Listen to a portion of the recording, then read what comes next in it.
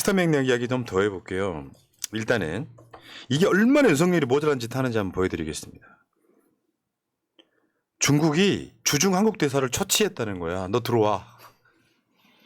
이거 골 때리는 거예요. 중국 그저 대만 해협에 있는 이 문제에 대해서 현상 변경을 반대한다.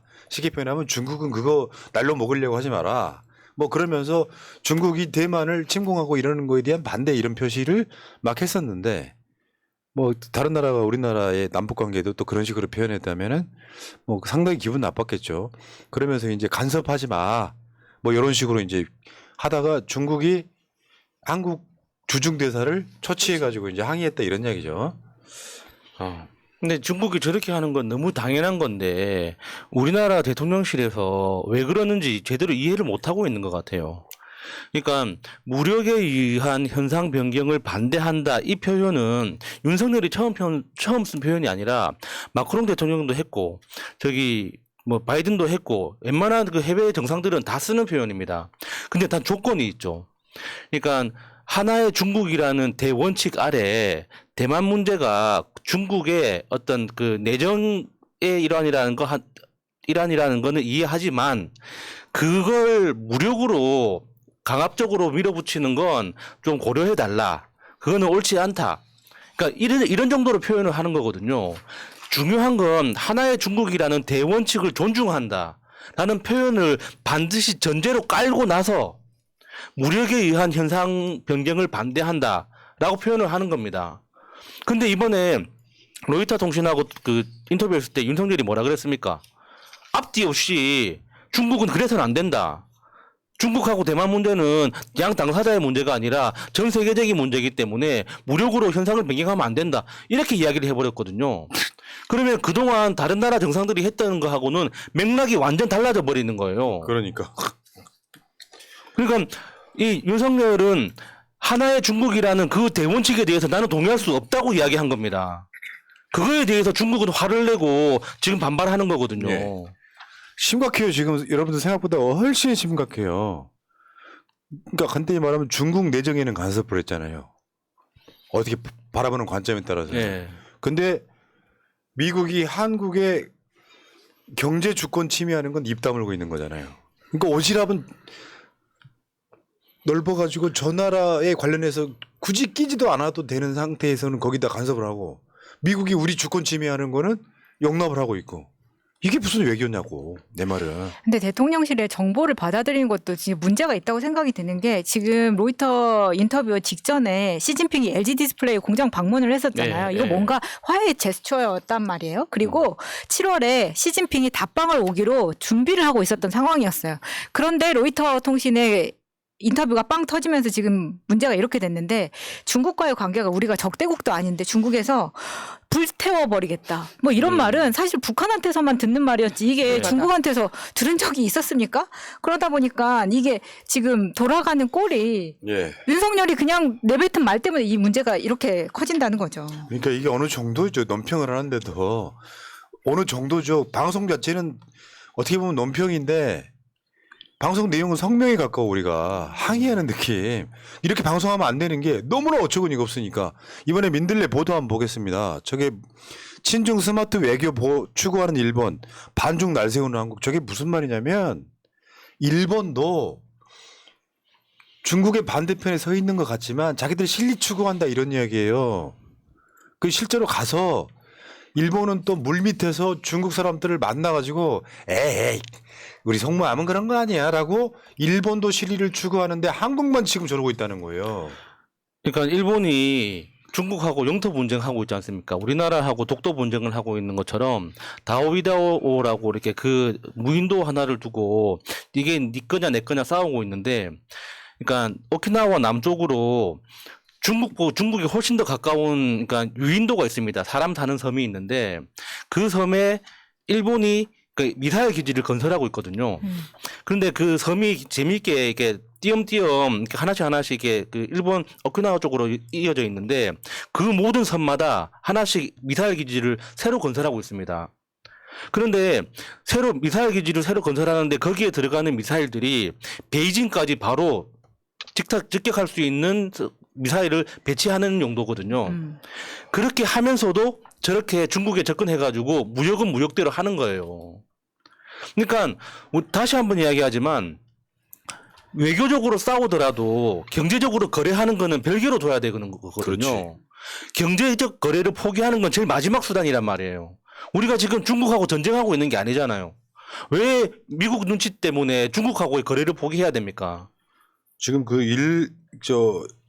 이코노미스트가 붙인 기사 제목이 저겁니다. 일본 총리 대중국 전쟁에서 바라는 건 전쟁이 아닌 외교다. 그냥 외교는 우리나라 국익을 챙기지 못한다면 외교가 아니에요. 그냥 기어 들어가는 거지. 뭐 설명도 안 돼. 그러니까 지금 일본마저도 우리는 윤석열은 그런 거라고 생각이 들어요. 정세 분석 같은 거 없어요. 일본 형님들이 미국 형님들이 그렇게 한다고?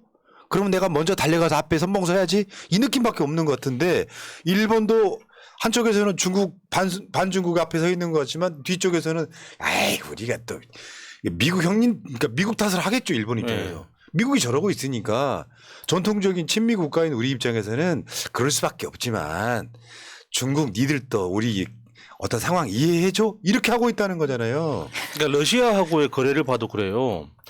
그러니까 그러니까 우크라이나에 무기 지원한다는 메시지를 내가지고 러시아하고 지금 적대 관계가 되냐 마냐 막 이렇게 그 기로에 섰지 않습니까? 그러면은 우리나라 러시아에서 활동하는 우리나라 기업들도 위험해지지만 러시아에서 수입해야 될 여러 가지 천연 광물이나 에너지들도 위험해진단 말이에요. 그런데 일본을 보면 일본은 미국이 러시아 제재하자는 대로 다 동참하면서 에너지 수입은 그대로 합니다. 이거 어떻게 봐야 됩니까? 그러면 일본이 미국을 배신한 거예요? 아니거든요. 만약에 진짜 그게 일본이 미국을 배신했다면 미국이 가만히 있겠습니까? 그러니까 외교나 경제 무역이라는 건 다 그런 거기 때문에 그냥 못 본 척하고 넘어가는 겁니다. 그러니까. 그리고 외교가 뭐 국방이고 경제고 지금 그 무역 얘기를 해주셨는데 또 다른 경제 이야기를 해드린다면 지금 이제 조만간 중국 같은 경우는 노동절, 일본 같은 경우는 골든위크가 있습니다. 그러면 중국 사람들이 대한민국도 여행 관광 올 수 있고 일본도 갈 수 있는데 중국 정부에서 한한령을 하지 않아도 중국 국민들 스스로가 한국으로 여행을 오려고 그러겠습니까? 그러면 내수 같은 경우 더 안 풀리는 거죠. 그런데 일본은 중국 국민들이 갈 수 있다라는 겁니다. 이래서 외교가 중요한 거죠. 그러니까 한국은 지금 우리가 반중해주면 미국이 알아서 해주겠지 하지만 우리가 항상 이야기하잖아. 미국이 경제까지 책임지는 건 아니다. 오히려 우리나라 빨아먹으려고 한다. 일본이 지금 중국과 어디까지 갔냐면은 저번에 그 윤석열도 갔던 G20 때 기시다랑 시진핑이랑 첫 회담을 열었죠. 그때 물꼬를 다시 텄어요. 그래가지고 2월 달에 양국 외무상 국방장관 이 2+2 회담이 일본, 중국 나와가지고 회담이 열렸어. 그 다음에 3월 달에 양국의 군사 당국 간에 한라인이 개설됐어. 그 다음에 4월 2일 날 뭐냐면 일본 외상으로는 3년 만에 처음으로 베이징 가서 중국 외교부장 칭강을 만났어. 그러면서 이게 계속 이어지고 있는 거예요. 그러니까 중국과 일본은 서로 간의 국익 때문에 서로 싸우지 말자라고 이야기하는 거고 일본은 중국의 미국 편을 들 거고 심지어 이따가 이야기 나옵니다만 미국도 중국과 손잡자. 한쪽에서 손잡고 있고 한쪽에서는 주먹 쥐고 있는 거예요. 한국만 이러고 있어. 아니 이거 미국, 중국, 일본이 합심해서 지금 한국만 왕따시키고 주저앉히기 하고 있는 거 아닌가라는 생각까지 듭니다. 그런가요? 우리만 너무 등신같이 훌륭해. 하고 있어요. 그러니까 저는 진짜 너무 이해가 안 되는 게 우리나라가 러시아하고 중국하고 적대시에서 이익이 되는 게 진짜 단 하나도 없습니다. 단적으로 중국하고 적대 관계가 되면 우리나라 에너지 수입 못 합니다. 우리나라가 에너지 수입할 때 중동에서 그리고 호주에서 그 배가 들어올 때 다 남중국해를 지나야 되거든요. 그러니까 이게 안보 문제를 이유로 그냥 불안하기 때문에 통행 금지시켜버리면 아무것도 못 들어옵니다. 그러면 러시아 쪽에서 들어올 수 있습니까? 러시아가 허락을 해줘야지 러시아를 넘어서 들어올 거 아닙니까? 그러니까 러시아하고 중국하고 우리 관계가 틀어지면 우리는 그냥 말라 죽는 수밖에 없어요. 그러니까 지금 일본 이야기했죠. 미국도 마찬가지고 프랑스도 마찬가지고 독일도 마찬가지고 이 흐름을 읽어야 된다고 수도 없이 이야기를 드렸어요. 미국은 유럽을 이용해서 나토 등을 이용해서 러시아나 중국을 견제하고 싶어해. 그러니까 저번에 나토에서 의제 중에 하나가 러시아만 견제하는 게 아니라 중국도 견제한다 그래서 윤석열이 쫄래쫄래 따라갔어. 1호기 민간인 태우고 따라갔단 말이에요. 그 상황까지 벌어졌는데 실제로 미국이나 중국이나 러시아가 얻고 싶어 하는 건 사실 실리추구. 그러니까 배짱은 부려 이렇게 상대방한테. 그렇지만 결국 그들이 원하는 건 전쟁이 아니고 자기 나라 경제란 말이에요. 그러니까 미국, 프랑스, 독일, 일본 다 중국과 양다리를 걸쳐 한쪽에서 싸우는 것 같지만 한쪽에서는 뭔가 손을 잡고 있단 말이에요. 뭔가 그 영화나 드라마 같은 데 보면 그런 거 아니야. 테이블 안에 테이블 밑에서 손잡고 있는 거예요. 근데 한국만 지금 저러고 있는 거야. 모질이 하나가 멀찌감치 떨어져가지고 중국과 싸울래. 무슨 힘으로? 미국이 우리를 지켜줄 거니까 그러면 경제 어떻게 할 거냐고. 막말로 우리가 중국하고 러시아하고 적대 관계가 돼가지고 에너지 수급이 굉장히 곤란해졌을 때 미국이 우리나라한테 원유를 팔아줄까요? 가격이 안 나옵니다. 미국에서 수급을 하려면. 그게 미국이 우리나라한테 그 정도로 희생을 베풀 거라고 생각합니까? 이번에 그런 보도 나왔잖아요. 러시아에서 지금 농산물 수출 안 하겠다 이렇게 나오고 있어요. 곡물주들. 그러면 또 양곡관리법이 다시 한번 이렇게 소환이 되겠죠. 아, 나 답답해 죽겠네. 그러니까 이게 어느 정도 저거는 내가 찍은 정권은 아니지만 어느 정도 합리적이고 뭔가 이유가 있어라고 받아들여지는 게 아니라 상상을 초월해서 저는 납득이 안 가는 외교하고 있잖아요. 참. 자, 근데 여기도 하나 더 있어요. 중국과 뭐 이렇게 첨예하게 부딪히고 있는 나라 중에 하나가 필리핀은 처음에는 중국과 친했단 말이에요. 그전에는 미국과 친했었고. 근데 정권이 바뀌었잖아. 그런데 필리핀하고 미국은 연합훈련을 합니다. 중국 대항에서. 그런 나라가 필리핀이야. 근데 그 필리핀이 지금 중국과도 지금 외교를 열심히 하고 있다. 한국만 이러고 있다 지금. 그러니까 저 진짜 상징적인 기사더라고요. 지금 현재 이 시점에 그러니까 필리핀하고 미군하고 연합훈련을 하고 있는데 그 중국의 외교 실무자가 그러니까 필리핀 대통령을 예방하러 찾아갔다는 거예요. 그러니까 그것도 이제 몇 달 전에 필리핀 대통령이 시진핑 주석을 만나가지고 정상회담을 했는데 그때 나눴던 약속했던 걸 확인하기 위해서 외교 실무자가 필리핀 대통령을 예방했다는 거죠. 필리핀, 미군 연합훈련을 하고 있는 그 와중에 진짜 이건 시사하는 바가 굉장히 큰 겁니다. 그러니까 지금 필리핀은 그러니까 미군 기지 4군데를 더 내줬대요. 우리나라로 치면 평택 같은 큰 미군 기지 4군데를 더 내줘서 미군이 자유롭게 쓸 수 있도록 그렇게 지금 협력을 하고 있는데 그 와중에도 중국하고 필리핀은 별도의 채널을 통해서 계속 외교를 하고 있다는 거 아닙니까?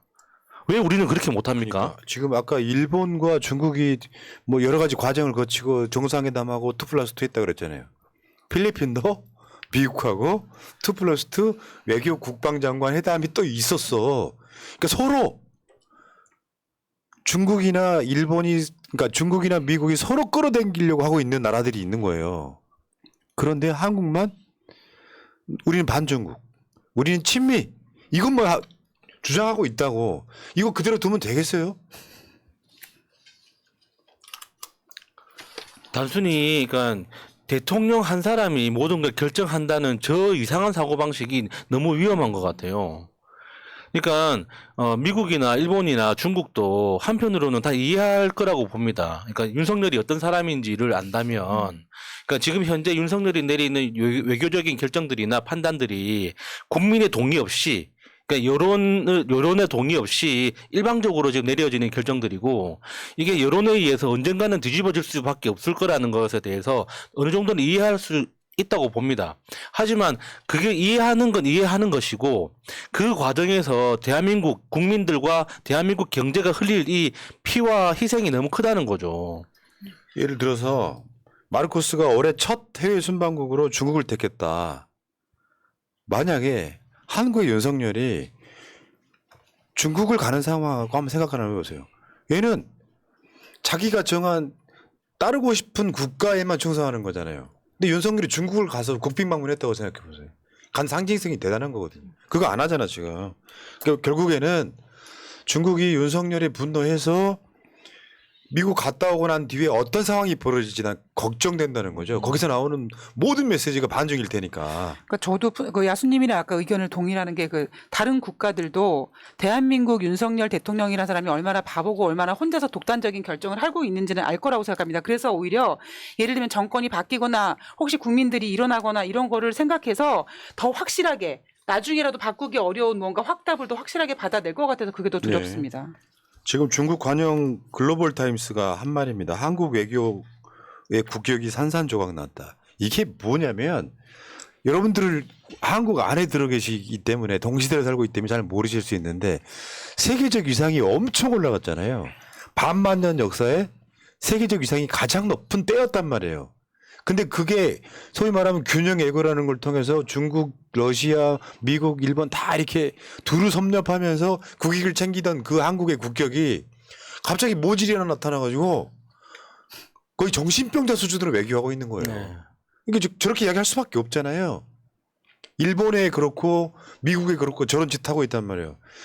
진짜로 진심으로 걱정해 주는 것 같더라고. 요 말에 조금만 더 나아가면 윤석열 탄핵시켜라 이런 얘기 좀 비슷하더라고 느낌이. 근데 이게 생각해보면 너무 상식적인 표현이기도 하죠.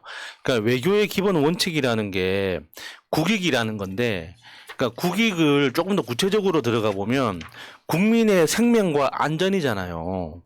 근데 국민의 생명과 안전이라는 게 이 우리 국토인 한반도 안에서 사는 사람뿐만 아니라 전 세계에 퍼져서 살고 있는 우리 교포들, 그리고 그 주재원들, 그리고 여행자들, 이 사람들도 다 우리나라 국민들 아닙니까? 그러면 예를 들어서 지금 러시아하고 적대 관계가 돼가지고 러시아 내에 활동하고 있는 한국인들이 위험해지면 그거는 대한민국 책임 아니에요? 외교라는 건 그런 거 아닙니까? 전 세계 어디에 대한민국 사람이 있든지 간에 그 사람 한 사람의 안전까지 책임지고 안전해질 수 있도록 지금 여기서 어떤 판단을 내려야 하는가, 그게 원칙이 돼야 되는 거 아닙니까? 지 기분 나쁘다고, 지 기분 좋다고 그냥 막 질러버려가지고 어느 한 사람 대한민국 국민이 위험해지면 그걸 어떻게 책임질 겁니까 그걸? 그러니까 중국 입장에서는 저런 말을 할 수 있어야 어떤 선이 있어요. 아, 쟤는 원래 친미 국가니까 저렇게 얘기할 수 있겠지. 예를 들면 미국을 중심으로 단결하자. 뭐 거기에는 분명히 세계적 흐름을 보면 반중 의미가 포함되지만 그 정도는 이해한단 말이에요. 미국보다 우리가 훨씬 더 작은 나라니까. 근데 직접적으로 중국을 타격합니다. 대만 발언 같은 거. 그럼 중국 입장에서는 참기가 힘든 거죠. 말하자면 그런 거죠. 미국을 뒷배로 해가지고 이 새끼가 선 넘네? 이런 느낌인 거예요. 그러니까 대만 발언도 중국의 입장에서 하나의 중국이라는 그 대원칙을 무시했기 때문에 중국 입장에서는 굉장히 불쾌해하고 도발을 하는 건데, 저는 정말 궁금한 게 대만 사람들한테는 한번 물어봤는지 모르겠습니다. 그러면 만약에 대한민국 대통령이 중국이 무력에 의한 현상 변경을 반대한다, 그러면 대만 사람들은 좋아할까요? 대만 그런 분위기 아니란 말이에요. 우리가 생각하기에는 대만은 중국 사람 땅인 것 같죠? 아니거든요. 중국은 4개의 종족이 살고 있는 땅이에요. 그러니까 원래 그러니까 대만 토착민들이 있었고, 거기에 중화인민공화국 사람들이 도망가서 넘어간 사람들이 있었고, 그리고 그 외국에서 그 흘러 들어온 사람들 총해서 4개의 큰 집단이 있단 말이에요. 그 사람들마다 정치적 방향과 지향성이 다 다릅니다. 어떤 집단들은 중국과 하나가 돼야 된다고 주장하는 사람들이 있고, 어떤 사람들은 대만이 독립해야 된다고 주장하는 사람들이 있어요.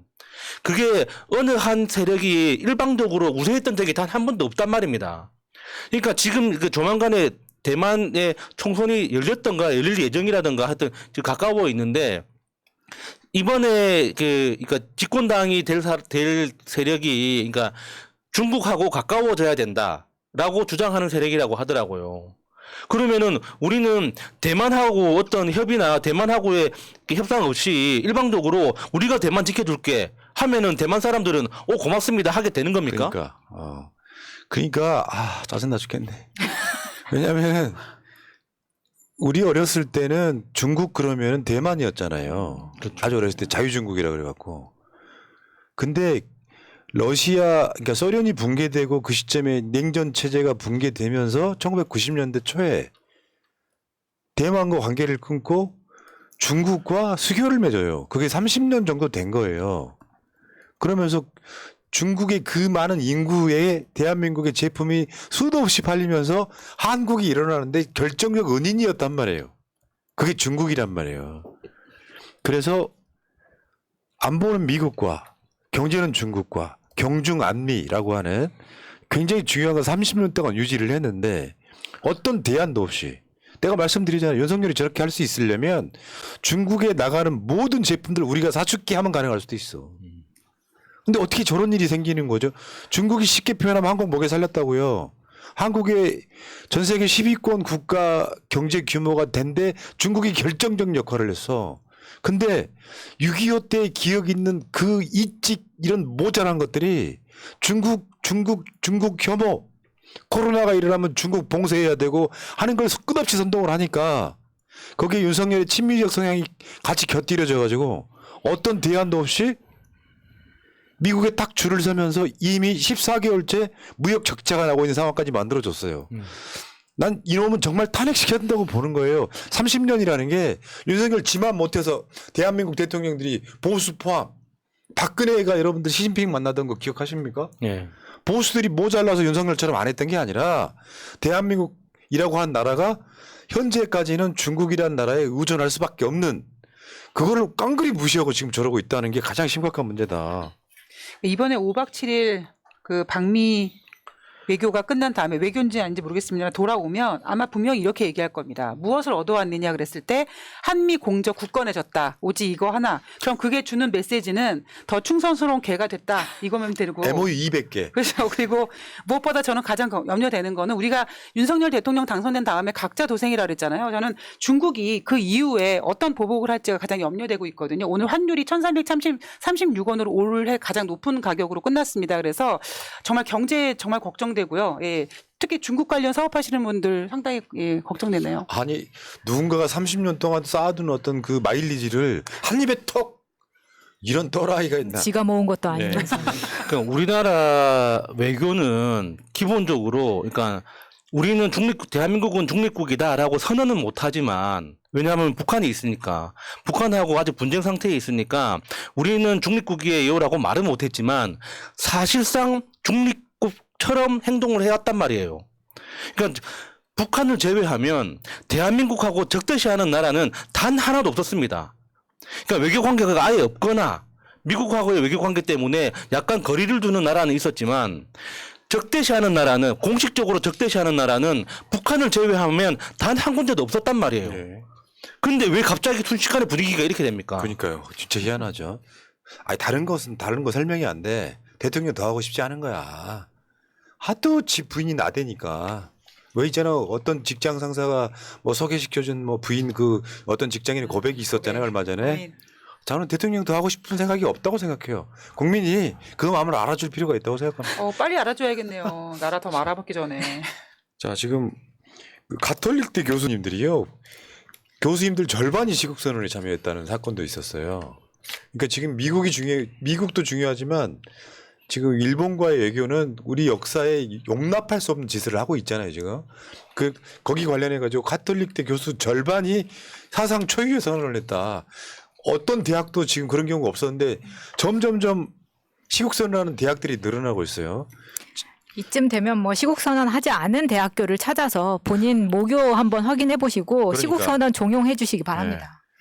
지금 대한민국에 있는 모든 대학들이 시국선언할 판. 아니 대학만 합니까? 뭐 동네에서 시민단체 하나씩 만드셔 갖고요. 일제히 시국선언 하시고 그러십시오. 저 나라 망하는 게 지금 정말 불안하네요. 여기까지 하시고 안을수님, 허건희님 고맙습니다. 땡큐. 여러분들 짜증 나시죠? 이해해요. 이해하는데 민주주의는 그렇게 어려운 거예요. 윤석열 끝나고 나면 어떻게 되겠어요? 다시는 보수 대통령 찍어달란 말 못하지. 아니, 지난번에 정변이 그랬나요? 뭐 대한민국 국민들의 취미가 국난 극복이라고 또 한 번 취미 생활 할 때가 돌아온 겁니다. 우리는 네. 지금. 그러니까요. 4.19도 그 박근혜 탄핵 촛불혁명도 민주주의 역사에 찾아보기 힘든 거예요. 프랑스, 영국 정도만은 아니겠지만. 자, 여러분들 힘들 내시고요. 자, 새날 구독, 멤버십 해주시는 타임. 자, 한번 버텨볼까요? 아직 77만 7천이 안 됐습니다. 아직도 안 됐어요? 네. 참. 77만 7,777명 꼭 만들어 주시기 바랍니다. 근데 요즘 진보 진영 유튜브 자체가 많이 좀 슬로우 다운 되어 있습니다. 네. 네. 그런 거죠. 이제 윤석열 때문에 힘드신 거죠, 다들. 하늘 기운도 없는 거죠. 그런 것도 있고 또 이제 민주당이 쪽 국민의힘 쪽 윤석열 쪽이 밀어넣은 민주당의 문제도 있고 그래서 많은 분들이 이럴 때는 그냥 안 보고 싶어하는 경우가 꽤 많이 있습니다. 자, 그리고 저 화면 오른쪽 상단에 1877-0629 전화 한번 해보시면요. 제가 직접 전화 받습니다. 녹음된 거긴 하지만. 자, 여기까지 하시고 자, 다음 주제로 가겠습니다.